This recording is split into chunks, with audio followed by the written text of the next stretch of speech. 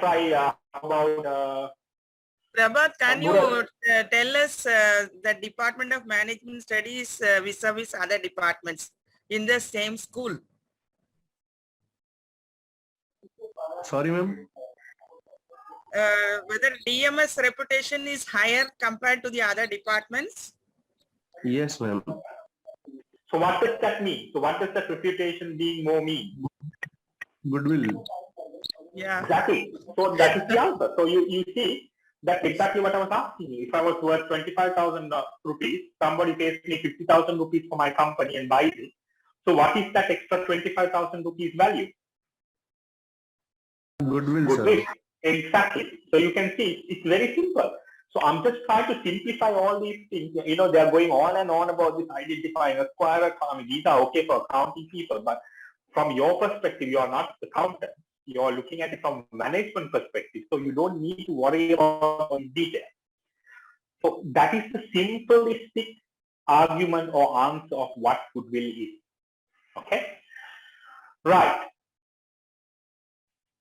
Now, is my website a tangible asset or an intangible asset? That's my next question. How about Swati? Can you answer that, Swati? Swati RP?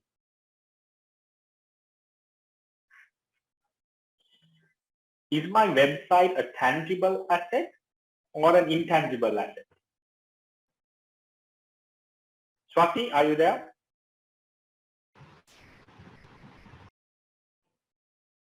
Swati, are you there? Please unmute yourself.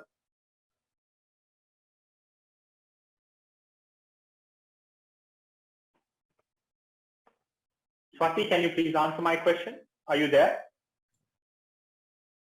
Swati? Sir, can you repeat the question, sir? The question is my website, the one I put through, a tangible asset, meaning a physical asset, or an intangible asset? The website. Sorry, yes.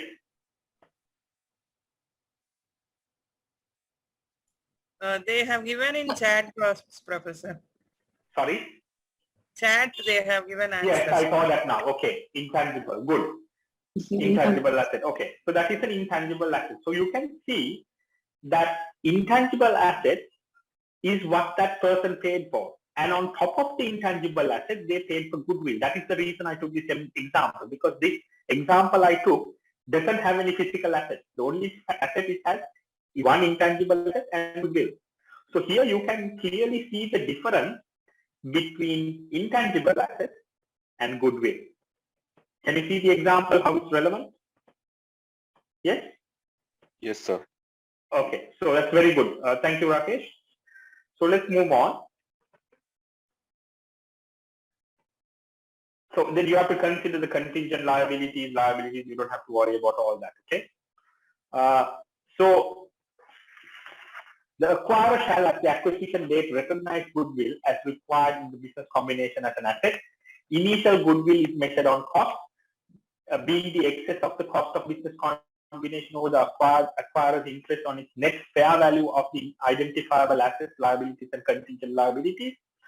After initial recognition, the acquirer shall measure goodwill required in the business combination at cost less accumulated amortization, accumulated impairment losses, and so forth. So the entity shall follow the principles in paragraph 18, etc. for amortization of goodwill. If the useful life of the goodwill cannot be established reliably, the life shall be determined based on management's best estimate, but shall not exceed 10 years. Okay, so you have to kind of amortize it against a set period of time. Okay, usually not more than 10 years. All right. So that's what we need to know about goodwill. All right. So let's move on to the next section, which is leases.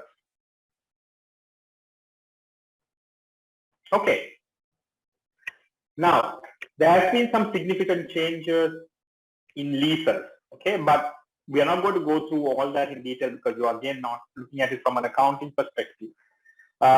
This section covers for all leases other than leases that explore for use of mineral oils. Obviously, they are not necessarily different types. Licensing agreements, measurement of property held by lessees that are accounted for as, yes. Sorry to interrupt. Last class, I covered the specialized activities, agriculture, explorative activities, extractive activities, and also service concession activities.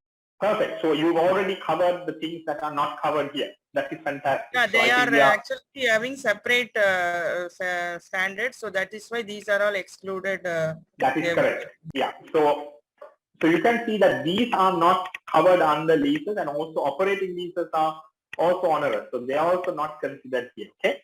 So in this section here, we are only going to look at standard leases, the classification of leases or finance leases. Okay. A lease is classified as a finance lease if it transfers substantially all the risks and rewards of incidental to ownership. A lease is classified as an operating lease if it does not transfer substantially all the risks and rewards incidental to ownership. Now, I'll give you a good example. Okay, my wife has a car. Now, I lease the car under my name, and I've given her the car to use.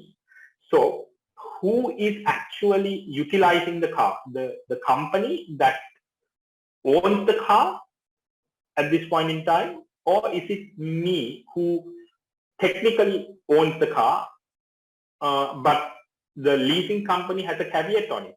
So who really is utilizing the benefit of the car? You can write it in the chat box if you are not, if you're worried about talking. I can see that most of you are worried about talking. It's me who is using that car, sir. So it is the person who is using the car that is getting the benefit of that. Okay, all the risks and rewards. If I knock the car, whose responsibility is it? Mine. Therefore, risks and rewards are with me. Okay, so that is what we call a finance lease. Okay, mortgage is a type of finance lease, but it is covered under a different set of rules, obviously. Okay, whether a lease is finance or operating lease depends on the substance of transactions instead of the form of the contract. Examples of situations that individually or in combination would normally lead to leases being classified as a finance lease. Now, there has been some changes to the standards in 2020 with leases that has completely changed the context of the lease. Okay, now, sorry, there is a question by Kirtika, I just saw that. How can we measure amortization value for the goodwill? Okay, amortization value is very easily measured. So how you do that is you look at the useful life or useful time frame of a goodwill, how long the goodwill will last. Usually 10 years or less. Could be 5 years, could be 7 years, could be 9 years. So that has to be decided on acquisition. How long a professional estimate has to be made as to how much or how long this goodwill will last. If you decide it to be 10 years, then how you do is you divide the amortization, the acquisition cost. So example, let's take my website example. You paid 25,000 above the asset as goodwill. So that 25,000 is the base price. So you divide it by, if you're using a straight line method, you divide it by 10. So every year you reduce 2,500 from that 25,000 to amortize the goodwill. Does that make sense? Kritika, is that clear? Have I answered your question? Yes, sir. If it's 5 years, if you're setting the lifespan or the useful life of the goodwill as 5 years, then what you do is you divide the 25,000 by 5, and that is 5,000 rupees a year. Okay, right. So let's get back to this now. We're talking about the lease. Where a lease is a finance lease or an operating lease depends on the substance of the transaction instead of the form and contract. Example of situation that individually or in combination would normally lead to the lease being classified as a finance lease. The lease transfers ownership of the asset to the lessee by the end of the lease term.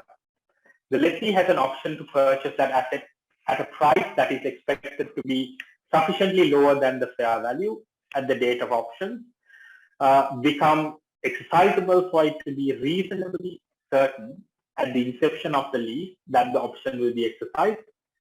The lease term is for the major part of the economic life of the asset, even if title is not transferred. Let's say if the lifespan of the car is, let's say, 10 years.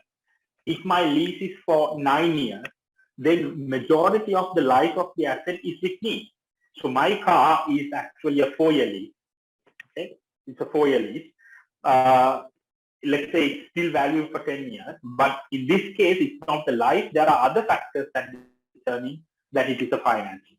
Okay, so there are little things like this that you need to consider in terms of a lease. Now let's look at it in a very simple. I don't like to go through these detailed standards and words. Let's understand it in a very simple way. Okay.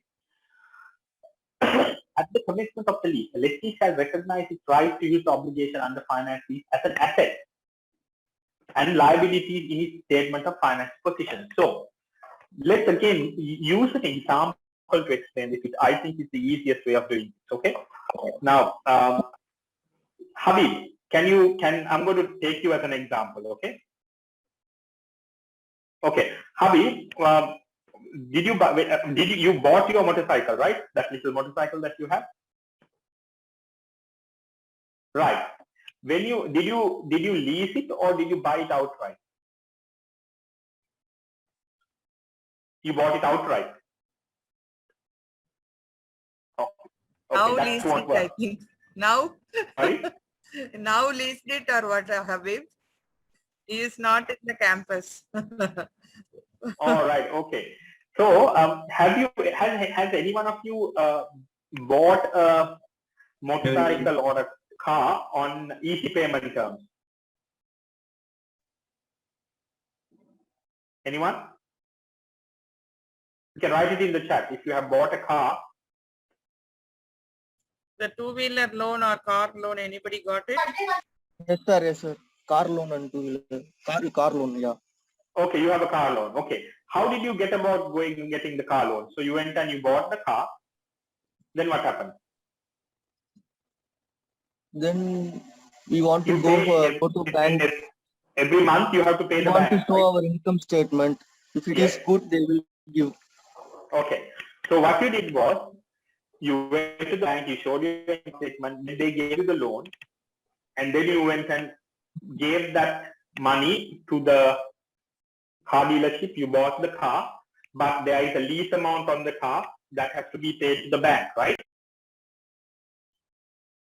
Is that correct? Yes, sir. Yes, sir. Yeah. Right, Shyam. So in your case, Shyam, what happened?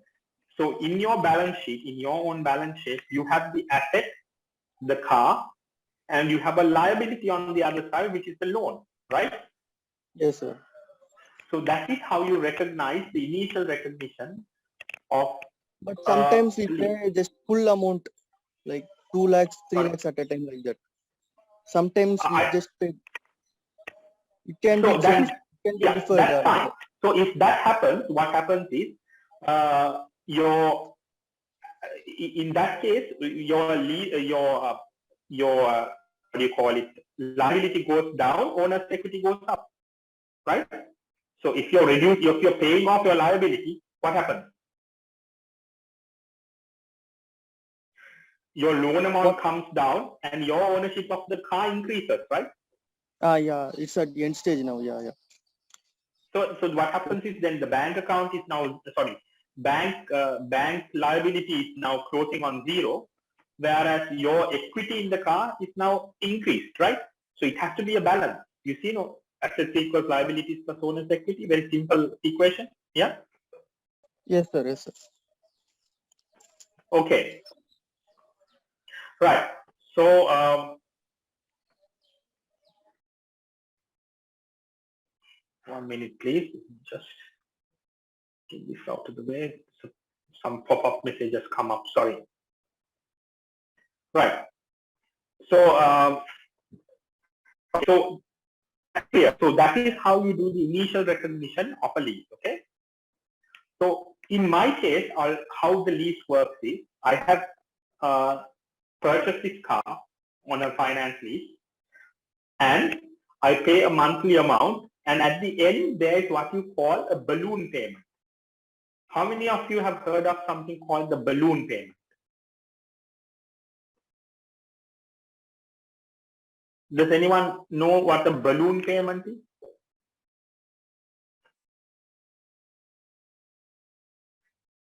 No. Okay. When you do a lease, usually balloon payment is the amount of a lump sum amount that you pay at the end. So in standard leasing terms, you have what you call in the finance lease or motor vehicle. Usually, they don't finance lease the entire amount. They finance it about, let's say, 80% of the car, and that 80% is then divided among the time of the lease. Then at the end of it, you pay the balloon amount, which is, let's say, usually 20% or 15% of the value of the vehicle. That's one option. The balloon payment can be either up front or at the back. In some cases, in both. So in some cases, they say, okay, you pay 10% of the car's amount at the start. We will lease 90% of it for you, and then at the 80% of it for you. Then at the end, you pay another 10%.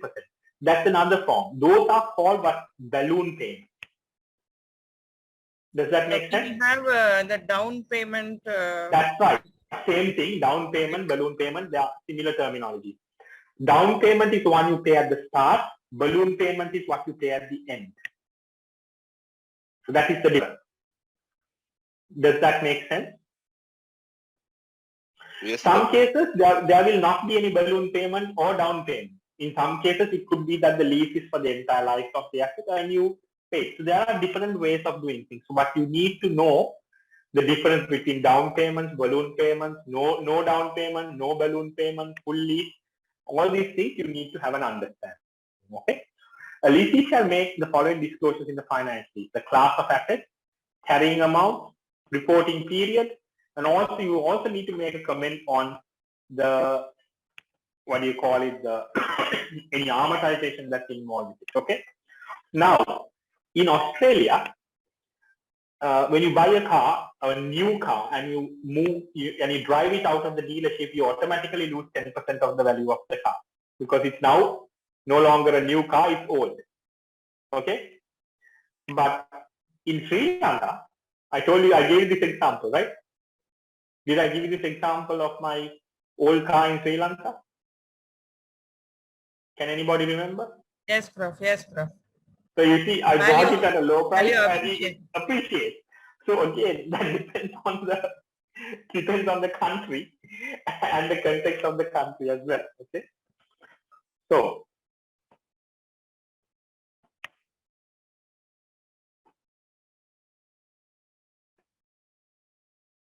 we talked about the relevant disclosures, minimum lease payments under non-cancelable period. So these are some of the disclosures that you need to make. Okay. We talked about initial recognition, subsequent measurement. Oh, you can always usually do it at book value, but at the end you can then do it at fair value as well. Okay. Towards the end of the lease, it's always good practice that at the end of a finance lease, I close that book, I take out the depreciation, okay, and then I have the net value of the asset, less depreciation. But depending on which country you are in, you may have to revalue that. And in my case, as good practice, I usually always say, let's revalue the asset at fair value, which could be lower, because that will be a conservative approach to your company's businesses. Okay, so that's something that you need to talk about. Operating leases is very simple. Operating leases are leases that you use and then you give back the asset after you use it. It's like a rental agreement. You rent it for 2 years, you return it back. That is what you call operating lease. That is slightly different to finance. Okay. So that the lessee, okay, another thing. Have you heard of the term lessor?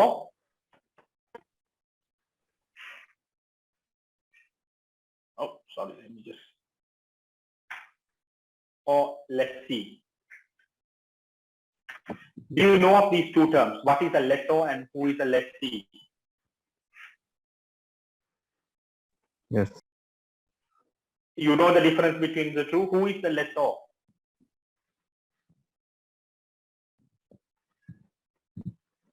The lessor is Usually- who is giving money, and lessee is who is just getting that money. That's right. Okay, so it's good, very good. So you understand the difference between the two. Thank you. So Professor Charumati has said finance lease is a long-term lease. Leasing and also, thank you, that's very correct. So usually in most cases, finance leases are long-term leases, whereas operational leases are in most cases short-term. But the reason why I say in most cases is that in some instances, there are examples of operating leases in the long run. I'll give you a classic example of a long-term operating lease. My kids, I take them every week for rollerblading. So rollerblading is like, roller skating classes. So that venue, the people who run it have leased it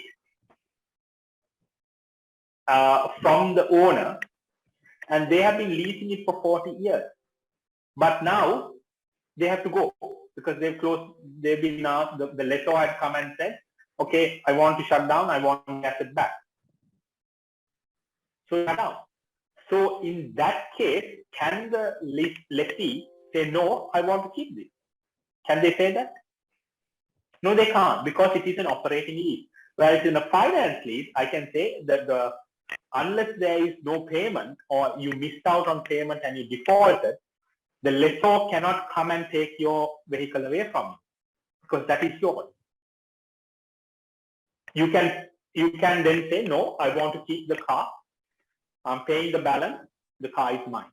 Whereas in this case, these people could not do that. So if you are renting a property, Habib, you are renting a room, I presume, or a house at the moment, what are you doing? Sorry? Where are you staying? Can you speak a bit softly? We are very loud.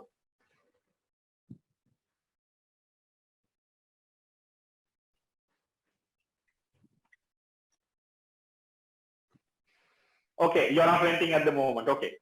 So you were renting back in the old days, right? You were renting when you, okay. So when you are renting, that is a type of an operating lease. Okay. So now we understand that. Okay. Let's move to the next section of this.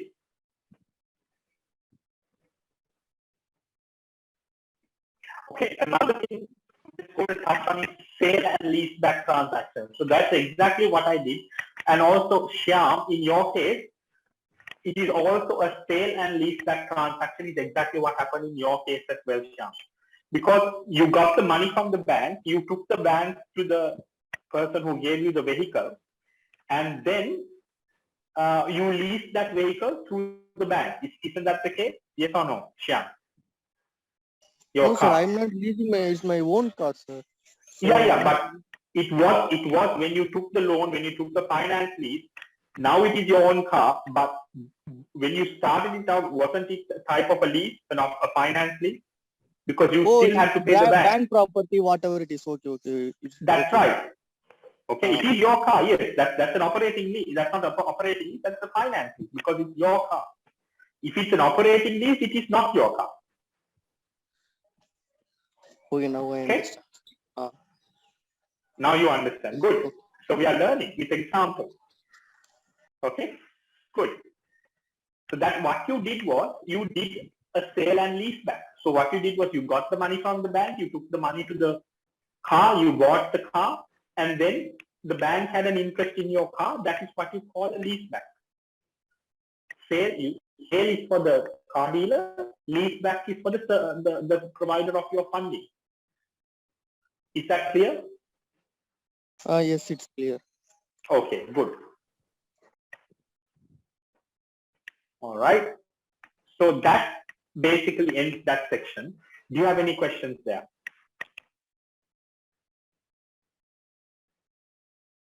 That is correct, Kirtika. Operations lease ownership does not transfer, whereas finance lease ownership transfers. That is correct. Any other questions? Any other comments? Okay, let's move on to the next section. Provisions and contingencies. Right. Very simply put it, what is a provision or contingency? Anyone?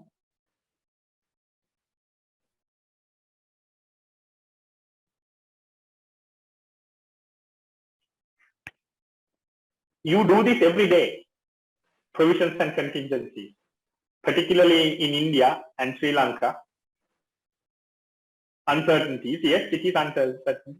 How many of you, can I ask you a very simple question in very simple terms? How many of you carry an umbrella with you when you go out of the house in India? Anyone?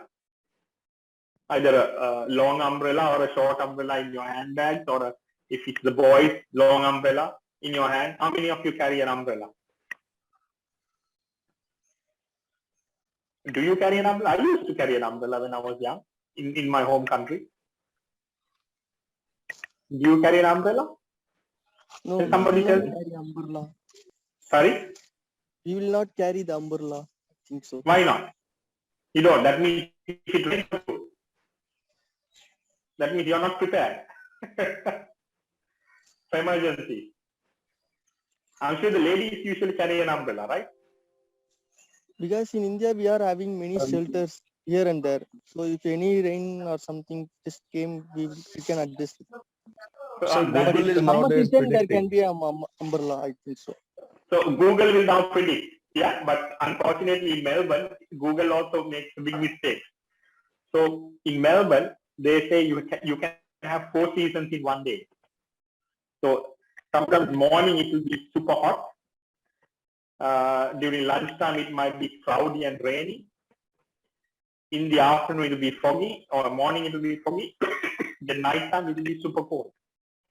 So we prepare. We usually take a jacket and go, and therefore we have provisions for contingency. So it is basically dealing with uncertainty. Okay. It's also based on pedestrian path. In India we don't have pedestrian path and all in any Okay. streets. All right.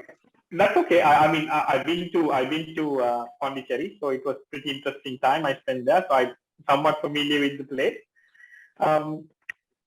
So what I want to say is that provisions and contingent liabilities is something that we keep aside for things that may happen but not necessarily happen. For example, if I give a warranty to you, and if I sell you my phone now, if I say I'm giving you a 1-year warranty on this, if something happens to the phone and you come to me and I have to repair it, that means I have to pay for it, right? It may not happen. Now I had this phone for 2 years. I haven't taken it for repair yet.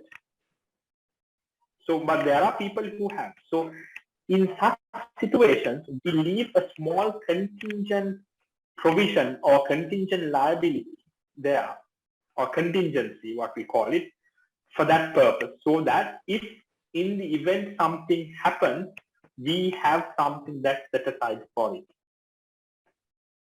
Is that clear?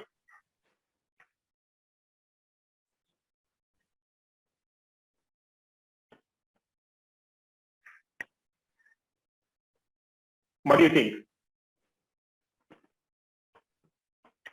For example, another example is, if I have a number of people who owe me money, what are the chances that everybody will pay me back? Do you think everybody is going to pay me back if I have debtors? 20%. So a percentage of it might not pay me back at all, right? They might go bankrupt, they might run away, they might hide, they might not come and pay me back. So usually we leave a provision for bad debt as you say 20%. I wouldn't put it that high. I would say around 10% in some cases. Okay. So you understand the concept of what we mean by provision. That's exactly the case. Okay. Let me see if I can look something up very quickly. Hold on.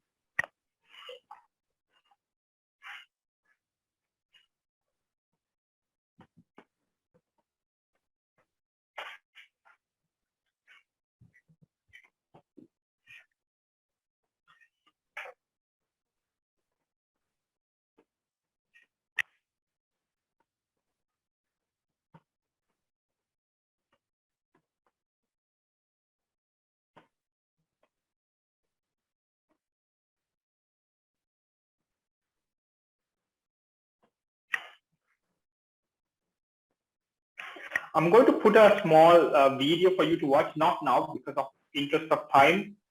I want you to copy this and watch it yourself, okay? Not now, but some other time. This is a little video that I had organized for you. And also there is another little video I want you to watch for intangibles, okay? I'll put them both here. Copy them both and watch them if you can today, okay? It just makes life a little bit interesting. Okay?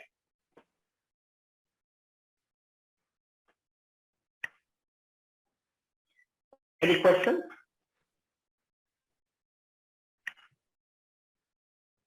All good? Okay. Now,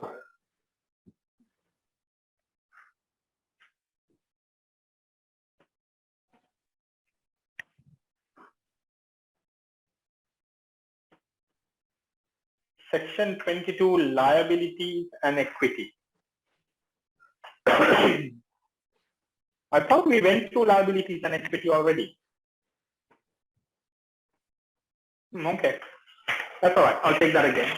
So you remember, I talked about the accounting equation, right? So one side of the equation is made up of what? What's one side of the equation made up of? Assets. What is the other side?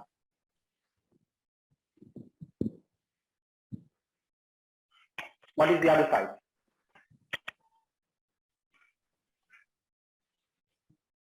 Yes, can you remember?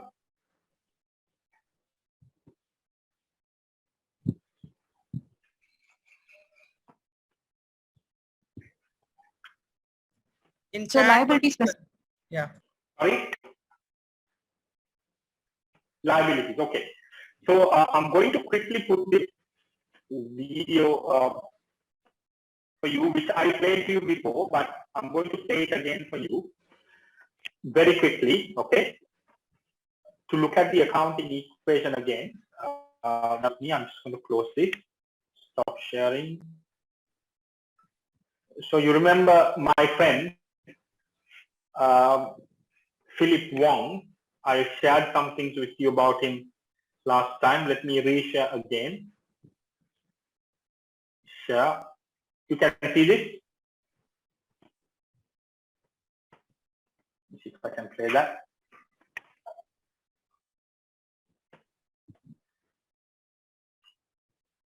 Why isn't this playing? Let me try again. There are 5 elements of accounting, and it's critical that you know the definitions of each of them. You might even call it elemental. G'day there guys, my name's Philip Wong. Now of course there are 5 elements of accounting, and they are assets, liabilities, equity, income, and of course expenses. There are 2 stocks and 2 flows, and one of them is a residual or balancing item. So if you look at this, you can see this top part of it, right? Which is stock, and balancing items. So we have here the green one, as we call as stock, is what we call assets. Okay, assets. This red part is what we call liability. And here we have owner's equity. So we are now talking about liabilities and owner's equity. Okay, so liabilities and owner's equity is what helps us to buy the asset. Does that make sense? Yes, sir. If you look at things down here, the difference is this is the flow. So we have expenses, which is here, and we have income. So income less expenses is this bit. So when this bit gets added to the owner's equity, what would increase here? So this has to increase by this amount on this side as well. And how does that get increased? As what?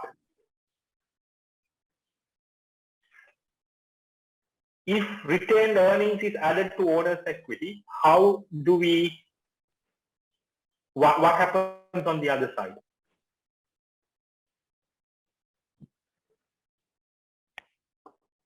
So the cash increases? Cash increases, that's right. So in that sense, it balances out very well. So let me just put a little bit more of this, okay? It's not working, but that's okay. I'll send this video to you as well so you can have another look at it, okay? Just put a chat. Okay.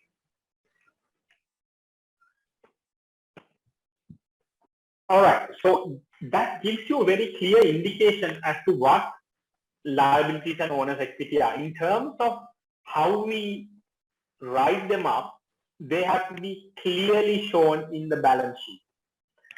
Now, how we deal with this is, in terms of liability, we talk about short-term liabilities and long-term liabilities. Okay, so with those two situations, once we have account for short and long-term liabilities, any remaining, so if you remove the liabilities from the assets, whatever is left over is what we say it is owner's equity. Does that make sense? So we have to take out liabilities. So in other words, it is, yeah, absolutely right, Professor Charumati, the net worth. So what happens is, it is what you are or the company is worth, or in other words, what its net worth is. Okay. So in terms of accounting for it, obviously we write it in the balance sheet. Okay. Other things to consider under this section, given that you are not looking at it purely from a accounting perspective, I don't want to confuse you too much, okay? But I'm going to now quickly open up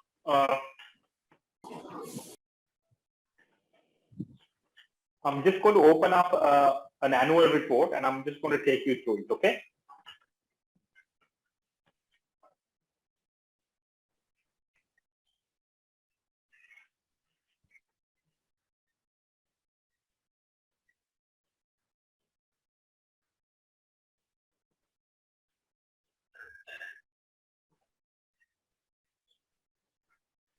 Okay, I'm just going to share my screen. So it's given its balance sheet, income statement, and all these things very, very clearly, okay? So it says total equity, property, plant, and equipment, current business. So it's given overall a quick overview of what it is about. But let's quickly go to its annual report, its financial report, okay? Probably right at the end. Oh, I think we may have passed it.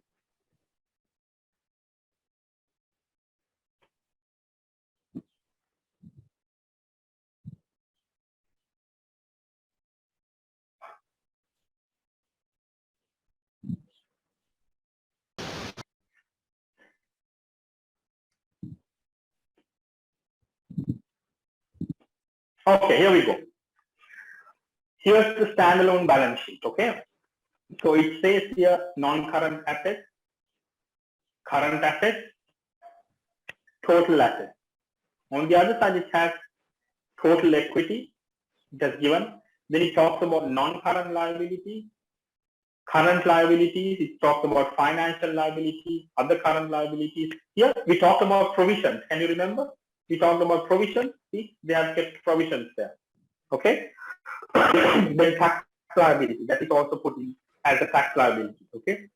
So you can see very clearly, and they also now, if you look at non-current liabilities, financial liabilities, long-term provisions, deferred tax, something tax that you have to pay in the not immediate future, and other non-current liabilities. So you can see they have nicely set this out in a beautiful way. Okay.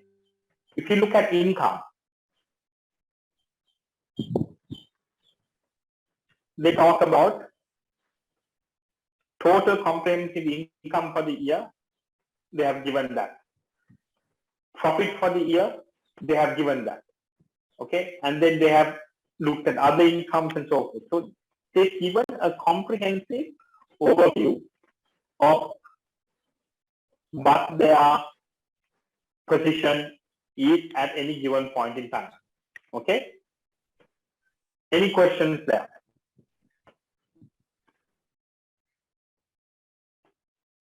Any questions? Okay. So that basically ends liabilities and equity.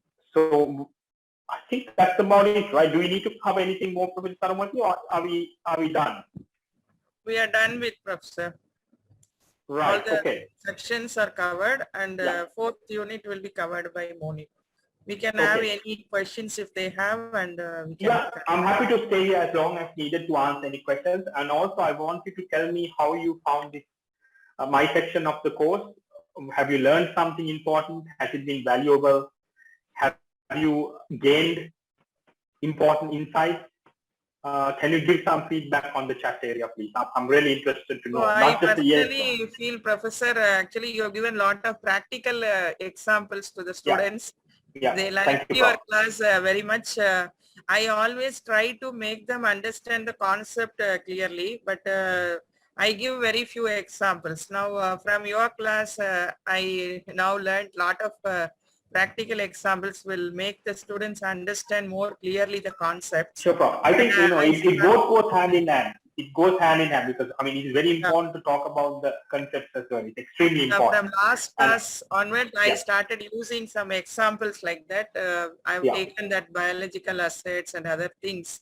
So I've quoted a lot of practical examples. Fantastic, Prof. That's excellent. The students Any can other- now any- share their yeah. feedback, please.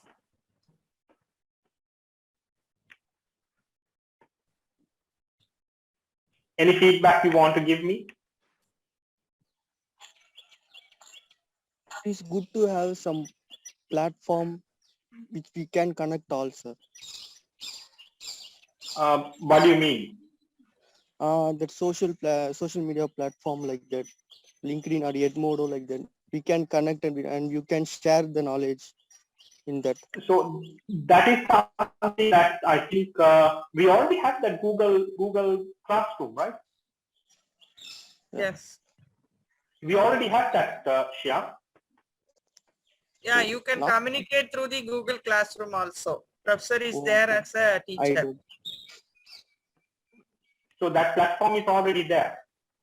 If you want to connect further, you can connect through LinkedIn as well. He has already shared his LinkedIn link. Okay, ma'am. Prabhat has Okay. given message, Professor. Yeah, I see that. Thank you, Prabhat. Yeah. So I'm glad that I was able to, I'm actually very pleased that I was able to take on this class, and it's a pleasure and an honor, Professor Saramati. Thank you so much. And hopefully we'll keep in touch and keep up the good work and understand that, even last year when I came to your beautiful country, one of the things I was asked to talk about is SME. Okay?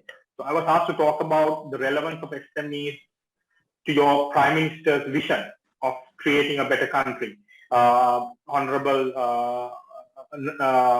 Prime Minister Narendra Modi. So he sent one of his ministers to that particular conference. His name is Honorable Piyush Goyal. So I had the honor of meeting him and having a chat with him and presenting in front of him.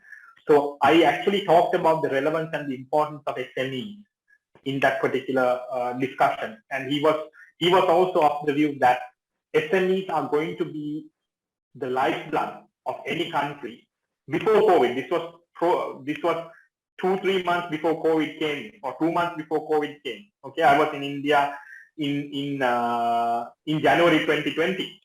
Okay, last year. So the important point here to learn is that even at the highest levels of government, they are considering the importance of SMEs. SMEs are going to be the lifeblood, even more so important after COVID. The SMEs need to be helped, supported, and cultivated and grown in order for any country to recover.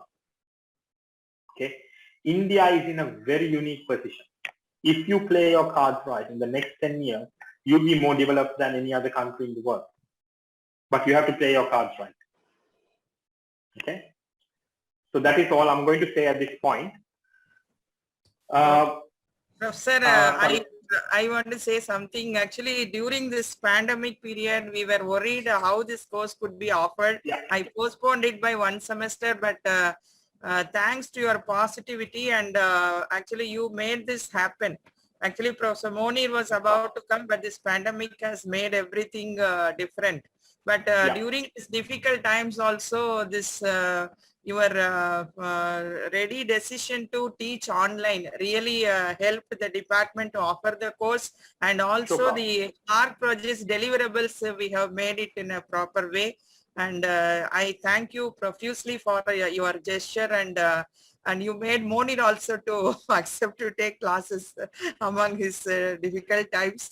So I thank you so much for being a very active PI for this project, and also very good learning our students had because of your class. Thank you so much, Professor. Absolute pleasure, Prof. Absolute pleasure. And I think Habib and other people also enjoyed your class. Actually, they got a lot of insights, practical insights. That's fantastic. Industry experience, that combination of academia and industry experience, and currently you are into a lot of collaborations that really made them to learn a lot from the industry side. Thank you so much. Thank you, Prof. There's one comment here by Rashika. She says we often tend to overlook the basics while learning. So I'll respond to that. So one of the things is that nothing is complicated, because everything that we do is made out of basics.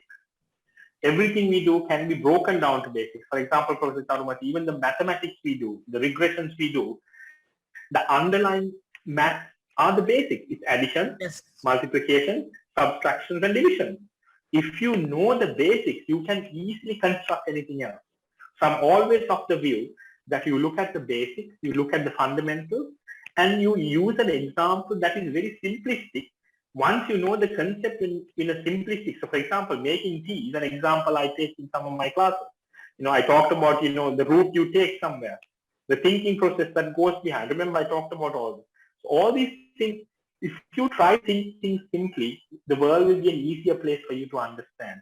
Never complicate things more than what they are. Make life simple. Okay? Some more comments on the chat box, Professor. Yes. Thank you so much. Yeah. All right. Then if there are no other questions, we'll stop it there. And so fantastic to be here with you all. So thank you so much for inviting me, Prof. And again, I'm happy to come back anytime and help you guys out if ever needed. Okay? Yes, Prof. I will collect the feedback from the students after Monir completes his portion. Sure, so that that's fine. That's perfect. Yeah. Perfect. Thank you. Thank you, Prof. Then I'll leave you all to it. Take care then, and all the best to you with Professor Monir. He's fantastic. You will get to know a different perspective of learning from him. Obviously, we are all different people. We all have different friendly knowledge. behavior also, they liked it very much, Professor.